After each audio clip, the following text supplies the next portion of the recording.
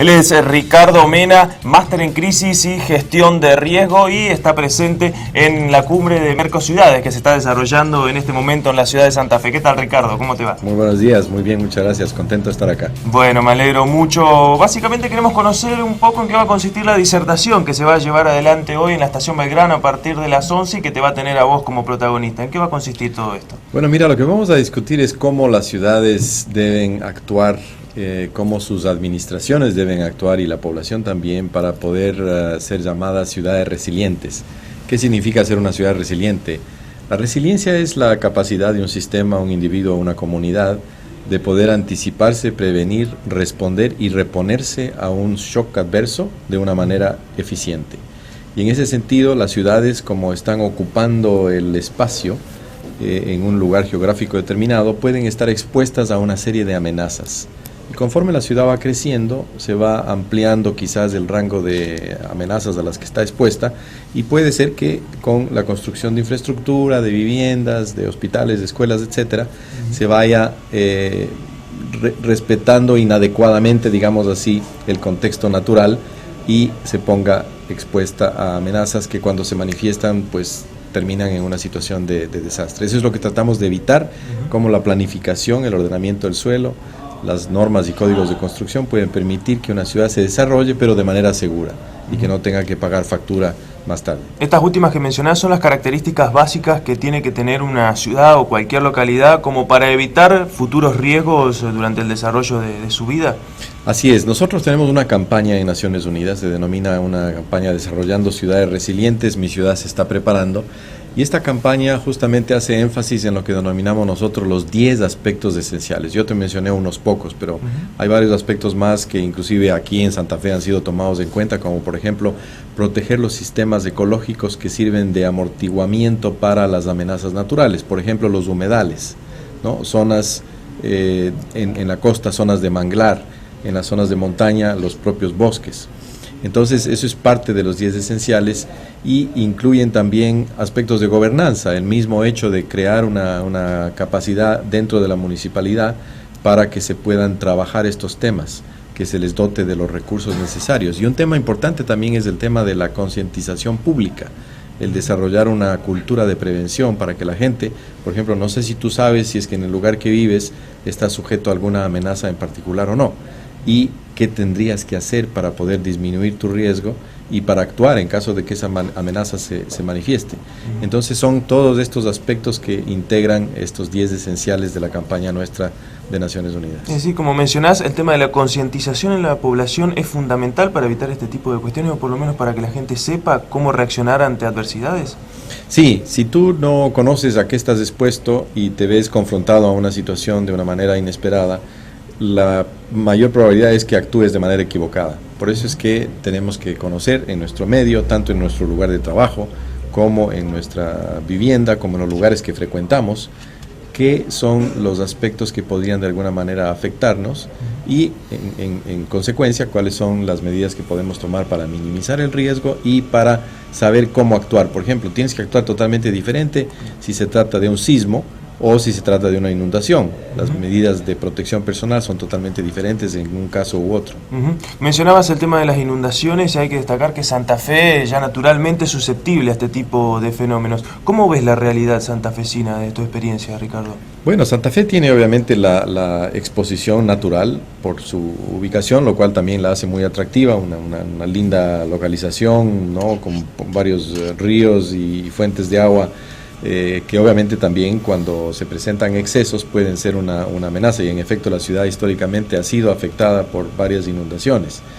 Lo importante, diría yo, es que a partir de las inundaciones de hace 14 y 12 años o 10 años, se han empezado a tomar por parte de la municipalidad una serie de medidas que permiten que la ciudad pueda estar mejor preparada para enfrentar una situación de esa naturaleza, pero no solamente eso, sino también pensando en el futuro, cómo planificar la ciudad para evitar construir nuevo riesgo y cómo disminuir el riesgo existente. En ese sentido, por ejemplo, con un mismo nivel de precipitación de las inundaciones del 2007, hoy en día ya no se producen inundaciones tan intensas como las que ocurrieron en ese entonces, a pesar de que la ciudad ha crecido. ese es el tipo de medidas que se pueden pues tomar de manera efectiva para reducir el impacto de las amenazas. Aquí la inversión en infraestructura sería lo fundamental, ¿no?, para evitar este tipo de cuestiones. Sí, la inversión en infraestructura, en control de inundaciones, en sistemas de drenaje, en sistemas de bombeo, en protección de los sistemas ecológicos que hablábamos hace unos momentos, pero también desde el punto de vista de la planificación y el ordenamiento y el uso del suelo. Es decir, no se puede permitir construcción, sobre todo de viviendas, en zonas que están propensas a ser inundadas. Entonces, no solamente es un tema de obras de ingeniería e infraestructura que absolutamente son necesarias y ayudan para mitigar el riesgo, pero también desde el punto de vista de la planificación tiene que tomarse en cuenta esta amenaza y hoy en día, además, tienes que poner un ingrediente adicional que es las consecuencias que pueda tener el cambio climático sobre la localidad. En ese sentido, los escenarios de cambio climático que podían ser de mayor precipitación o en ocasiones de menor precipitación, pero también de cómo enfrentar eventos extremos. Por ejemplo, ¿qué pasaría si la ciudad tiene crecidas que van inclusive más allá de la de 2007 o la de inicios de este año? ¿Cuáles serían las consecuencias y cómo se podrían mitigar estas? Hablábamos puntualmente de Santa Fe. También sabemos de que tu vasta experiencia incluye un trabajo en Argentina. ¿Cuáles son los principales fenómenos o desastres más recurrentes en nuestro país? Mira, Argentina, dependiendo obviamente, Argentina es un país sumamente extenso y tiene varias amenazas a las cuales está expuesto. Más allá de las amenazas producidas por el hombre, digamos, en Argentina hay una serie de complejos industriales que pues son bastante peligrosos y que también necesitan atención y cuidado. Pero desde el punto de vista de amenazas naturales, Argentina está afectada principalmente por actividad sísmica, sobre todo en la parte occidental, cerca de su frontera con Chile, cerca de la cordillera de los Andes, y el resto del país yo diría que la mayor parte de amenazas están vinculadas con fenómenos hidrometeorológicos, mucha agua o muy poca agua, y también amenazas oceánicas, oceanoatmosféricas, como por ejemplo la sudestada, que es una amenaza típicamente de esta zona de Sudamérica, que la comparten Argentina y Uruguay. Y justamente lo que es importante anotar es que son las amenazas hidrometeorológicas las que producen el mayor impacto si es que tomas todas las amenazas en consideración.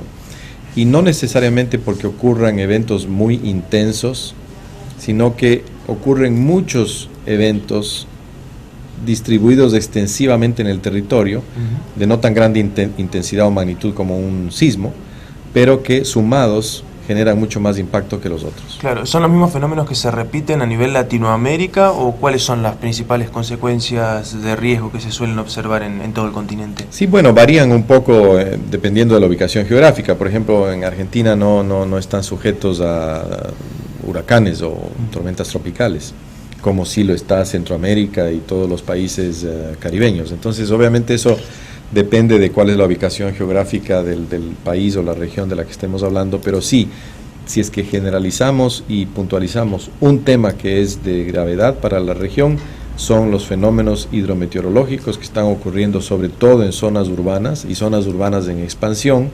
que si es que los sumas todos, generan más de la mitad del impacto de los desastres en nuestro continente. Por otro lado, más allá de los aspectos ambientales, también tu trabajo se aborda cuestiones, por ejemplo, de explosiones y otras referidas a este tipo de situaciones. ¿Qué puedes decir al respecto sobre el trabajo que llevas adelante y qué recomendaciones puedes dar? Mira, la comunidad internacional, a raíz del terremoto de Japón de hace algunos años, te acordarás del desastre de Fukushima, eso fue una combinación disparada por un terremoto que generó un tsunami muy destructivo y que generó también esta problemática con la central nuclear de Fukushima. Fue ahí cuando la comunidad internacional se dio cuenta que no hacía mucho sentido que los marcos internacionales para la reducción del riesgo se enfocaran únicamente en las amenazas naturales, y a partir del año pasado que se adoptó un nuevo marco para los próximos 15 años, se llama el marco de Sendai para la reducción del riesgo de desastres, se incluyeron también las amenazas tecnológicas y así llamadas provocadas por el hombre, porque en muchas ocasiones una situación de desastre provocada por una amenaza natural puede disparar otros fenómenos relacionados con lo que el hombre ha construido. Por ejemplo, hace no mucho en el país vecino, en Brasil, hubo una fuerte precipitación que generó la ruptura de una presa que contenía una serie de residuos de la explotación minera sumamente tóxicos que generaron un problema ambiental sumamente serio. Ese tipo de problemas pueden ocurrir y en consecuencia tenemos que empezar a considerarlos dentro del espectro de los temas que estamos trabajando de amenazas para que evitemos situaciones de ese tipo. Y en ese sentido, pues Argentina también tiene una central nuclear. Argentina también, como decía yo al principio, tiene una serie de polos industriales que manejan sustancias altamente tóxicas y peligrosas, incluidos explosivos, y entonces es importante que las ciudades también cuenten con el impacto que ese tipo de amenazas podrían generar para evitar que la población sea afectada. En muchas ocasiones las ciudades crecen y empiezan a, pues, de alguna manera desarrollarse también cerca de instalaciones industriales que en un principio estaban muy lejos de la ciudad, pero que con el crecimiento a la final acaban rodeadas de viviendas y eso también incrementa el riesgo. Perfecto, Ricardo, muy completo tu desarrollo, te agradecemos la presencia aquí. Muchísimas gracias, un gusto.